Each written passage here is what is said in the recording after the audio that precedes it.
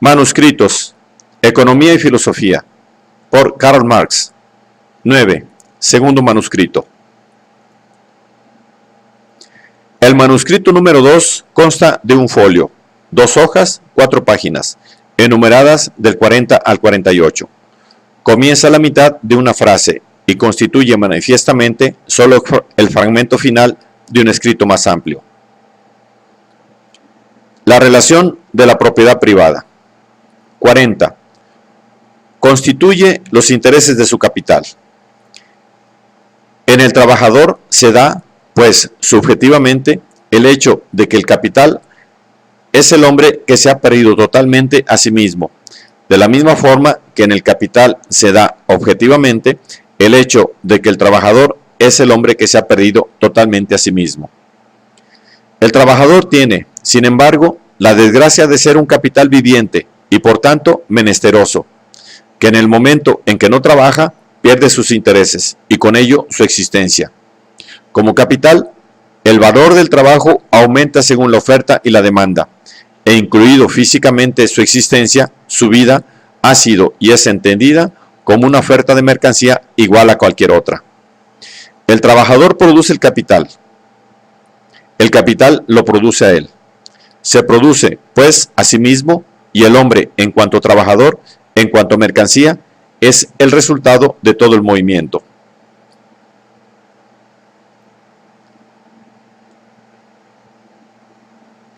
Para el hombre, que no es más que trabajador, y en cuanto trabajador, sus propiedades humanas solo existen en la medida en que existen para el capital que le es extraño. Pero como ambos son extraños el uno para el otro y se encuentran en una relación indiferente, exterior y casual, esta situación de extrañamiento recíproco ha de aparecer también como real.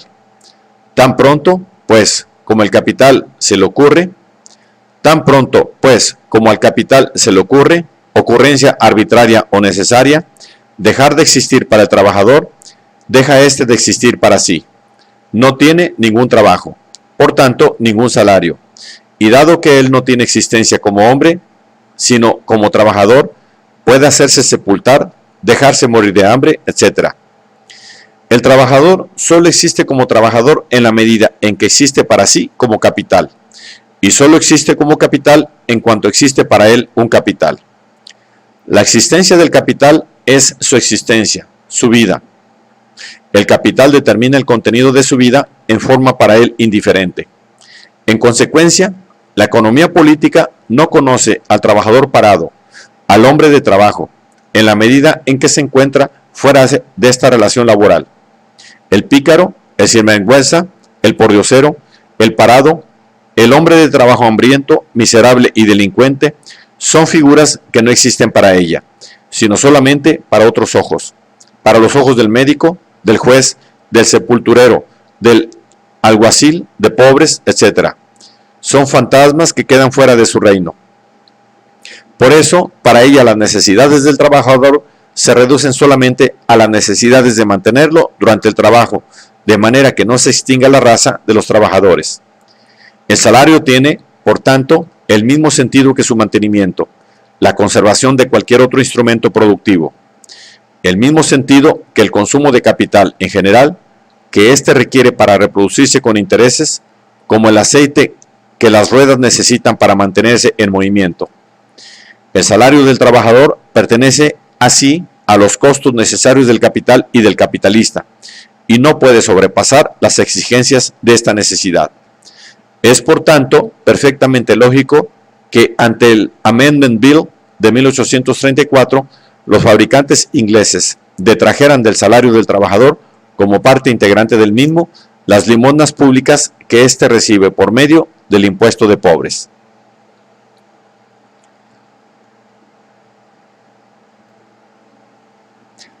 La producción produce al hombre no solo como mercancía humana, hombre determinado como mercancía. Lo produce de acuerdo con esta determinación, como un ser deshumanizado tanto física como espiritualmente. Inmoralidad, deformación, embrutecimiento de trabajadores y capitalistas. Su producto es la mercancía con conciencia y actividad propias, la mercancía humana. Gran progreso de Ricardo, Mill, etc., frente a Smith y Say, al declarar la existencia del hombre, la mayor o menor productividad humana de la mercancía, como indiferente e incluso nociva. La verdadera finalidad de la producción no estará en cuántos hombres pueda mantener un capital, sino en cuántos intereses reporta, en la cuantía de las economías anuales. Igualmente, fue un grande y consecuente progreso de la reciente 51 economía política inglesa al explicar con plena claridad, al mismo tiempo que eleva el trabajo a principio único de la economía política, la relación inversa existente entre el salario y el interés del capital, y que el capitalista, por lo regular, solo con la reducción del salario puede ganar y viceversa. La relación normal no sería la explotación del consumidor, sino la explotación recíproca de capitalista y trabajador. La relación de la propiedad privada contiene latente en sí la relación de la propiedad privada como trabajo, así como la relación de la misma como capital y la conexión de estas dos expresiones entre sí. Es, de una parte, la producción de la actividad humana como trabajo, es decir, como una actividad totalmente extraña a sí misma, extraña al hombre y a la naturaleza, y por ello totalmente extraña a la conciencia y a la manifestación vital. La existencia abstracta del hombre como un puro hombre de trabajo, que por eso puede diariamente precipitarse en su plena nada, en la nada absoluta, en su inexistencia social, que es su real inexistencia. Es, por otra parte, la producción del objeto de la actividad humana como capital, en el que se ha extinguido toda determinación natural y social del objeto y ha perdido la propiedad humana, su cualidad natural y social. Es decir, ha perdido toda ilusión política y social. No se mezcla con ninguna relación aparentemente humana, que también permanece él mismo en los más diversos modos de existencia natural y social y es perfectamente indiferente respecto a su contenido real. Esta oposición, llevada a su culminación, es necesariamente la culminación, la cúspide y la decadencia de la relación toda. Por eso, es también una gran hazaña de la reciente economía política inglesa haber denunciado la renta de la tierra como la diferencia entre los intereses del peor suelo dedicado a la agricultura y el mejor suelo cultivado, haber aclarado las ilusiones románticas del terrateniente, su presunta importancia social y la identidad de sus intereses con los de la sociedad, que todavía afirma Adam Smith, siguiendo a los fisiócratas, y haber anticipado y preparado el movimiento real que transformará al terrateniente en un capitalista totalmente ordinario y prosaico, simplificará y agudizará la contradicción y acelerará así su solución. La tierra como tierra, la renta de la tierra como renta de la tierra, han perdido allí su diferencia estamental y se han convertido en capital e interés que nada significan, o, más exactamente, que solo dinero significan. La diferencia entre capital y tierra, entre ganancia y renta de la tierra, así como la de ambas con el salario, la diferencia entre industria y agricultura, propiedad privada mueble e inmueble, es una diferencia histórica no fundada en la esencia de las cosas. La fijación de un momento de la formación y el nacimiento de la oposición entre capital y trabajo. En la industria, etc., en oposición a la propiedad inmobiliaria, solo es que se expresa el modo de nacimiento y la oposición en que se ha formado la industria con relación a la agricultura.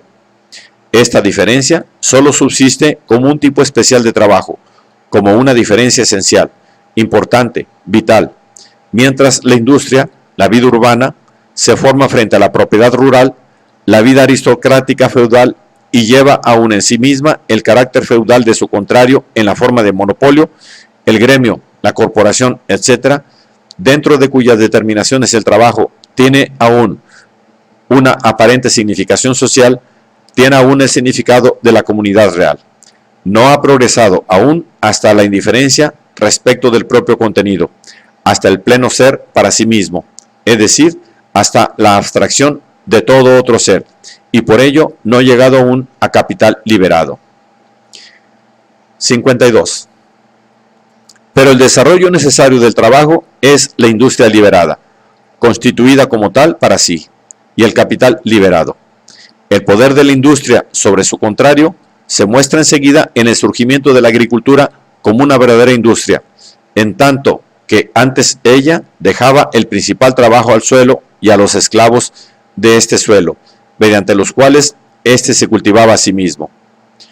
Con la transformación del esclavo en un trabajador libre, esto es, en un asalariado, se ha transformado el terrateniente en sí en un patrono industrial, en un capitalista, transformación que ocurre, en primer lugar, por intermedio del arrendatario. Pero el arrendatario es el representante, el revelado secreto del terrateniente. Solo mediante él existe económicamente, como propietario privado, pues las rentas de sus tierras solo existen por la competencia entre los arrendatarios. Esencialmente, el terrateniente se ha convertido, por tanto, en el arrendatario, en un capitalista ordinario. Y esto tiene aún que consumarse en la realidad. El capitalista que se dedica a la agricultura, el arrendatario, ha de convertirse en terrateniente y viceversa. El tráfico industrial del arrendatario es el del terrateniente, pues el ser del primero pone al del segundo. Como acordándose de su supuesto nacimiento, de su origen, el terrateniente ve en el capitalista a su petulante, liberado y enriquecido esclavo de ayer, y se ve a sí mismo, en cuanto capitalista, amenazado por él. El capitalista ve en el terrateniente al inútil, cruel y egoísta señor de ayer. Sabe que le estorba en cuanto capitalista, que, sin embargo, se debe a la industria toda su actual importancia social. Ve en él una oposición a la industria libre y al libre capital, independiente de toda determinación natural. Este antagonismo es sumamente amargo y se dice recíprocamente la verdad. Basta con leer los ataques de la propiedad inmueble a la mueble y viceversa para forjarse una gráfica imagen de su recíproca indignidad. El terrateniente hace valer el origen noble de su propiedad, los recuerdos feudales, las reminiscencias, la poesía del recuerdo, su entusiástica naturaleza, su importancia política, etc. Y cuando habla en economista, dice que solo la agricultura es productiva. Pinta al mismo tiempo a su adversario como un canalla adinerado, astuto, venal, mezquino, tramposo, codicioso, capaz de venderlo todo, rebelde, sin corazón y sin espíritu, extraño al ser común que tranquilamente vende por dinero, usurero, alcahuete, servil, intruso, adulador, timador, que engendra, nutre y mima la competencia y con ella el pauperismo, el crimen, la disolución de todos los lazos sociales, sin honor, sin principios, sin poesía, sin nada. Véase entre otros al fisiócrata Vergase, a quien ya fustiga Camille Desmoulins en su periódico Revoluciones de Francia. Véase a Bebinque. La propiedad inmueble, por su parte, señala las maravillas de la industria y del movimiento. Ella es el fruto de la época moderna y su legítimo hijo unigénito. Compadece a su adversario como a un mentecato no ilustrado sobre su propio ser. Y esto es perfectamente cierto, que quisiera colocar en lugar del moral capital y del trabajo libre, la inmoral fuerza bruta y la servidumbre. Lo pinta como un Don Quijote que, bajo la apariencia de la rectitud, la honorabilidad, el interés general, la estabilidad, oculta la incapacidad de movimiento, la codiciosa búsqueda de placeres, el egoísmo, el interés particular, el torcido propósito. Lo denuncia como un taimado monopolista. Ensombrece sus reminiscencias, su poesía y sus ilusiones con una enumeración histórica y sarcástica de la bajeza, la crueldad, el envilecimiento, la prostitución, la infamia, la anarquía y la rebeldía que tuvieron como talleres los románticos castillos.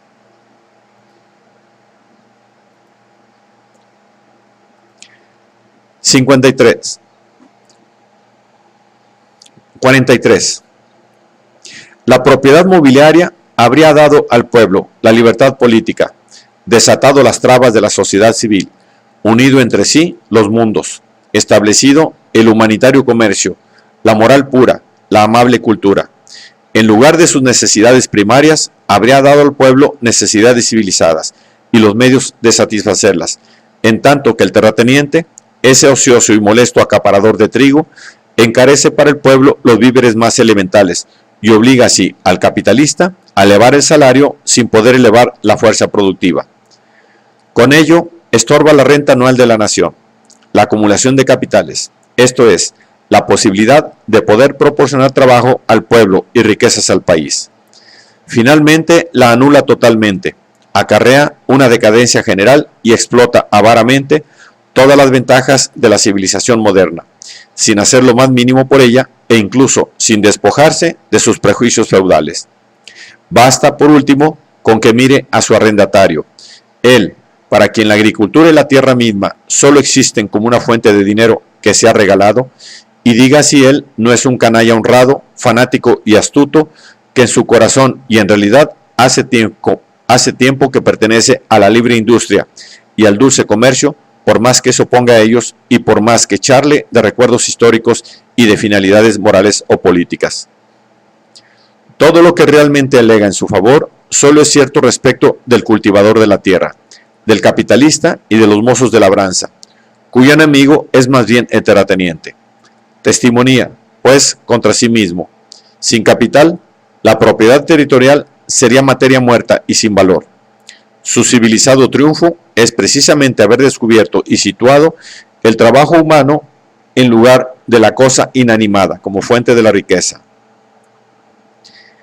Del curso real del proceso de desarrollo, intercalar aquí, se deduce el triunfo necesario del capitalismo, es decir, de la propiedad privada ilustrada sobre la no ilustrada, bastarda, sobre el terrateniente, de la misma forma que en general ha de vencer el movimiento a la inmovilidad, la vileza abierta y consciente de sí misma a la escondida e inconsciente, la codicia a la avidez de placeres, el egoísmo declarado, incansable y experimentado de la ilustración al egoísmo local, simple, perezoso y fantástico de la superstición.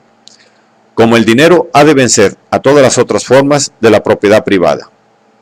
Los estados que sospechan algo del peligro de la industria plenamente libre, de la moral plenamente libre y del comercio humanitario, tratan de detener, aunque totalmente en vano, la capitalización de la propiedad de la tierra. La propiedad de la tierra, en su diferencia respecto del capital, es la propiedad privada. El capital, preso aún de los prejuicios locales y políticos, que no han vuelto aún a sí mismo de su vinculación con el mundo, el capital aún incompleto. Ha de llegar, en el curso de su configuración mundial, a su forma abstracta, es decir, pura. La relación de la propiedad privada es trabajo, capital y la relación entre ambos. El movimiento que estos elementos han de recorrer es el siguiente. Primeramente, unidad inmediata y mediata de ambos. Capital y trabajo, primero aún unidos, luego separados, extrañados, pero exigiéndose y aumentándose recíprocamente como condiciones positivas. Oposición de ambos. Se excluyen recíprocamente. El trabajador sabe que el capitalista es la negación de su existencia y viceversa. Cada uno de ellos trata de arrebatar su existencia al otro. Oposición de cada uno de ellos consigo mismo. Capital igual trabajo acumulado, igual trabajo. Como tal, descomponiéndose en sí mismo y sus intereses, así como estos a su vez se descomponen en intereses y beneficios. Sacrificio total del capitalista. Cae en la clase obrera, así como el obrero, aunque solo excepcionalmente se hace capitalista. Trabajo como momento del capital, sus costos. El salario, pues, sacrificio del capital. Trabajo se descompone en sí mismo y el salario. El trabajador mismo, un capital, una mercancía. Colisión de oposiciones recíprocas.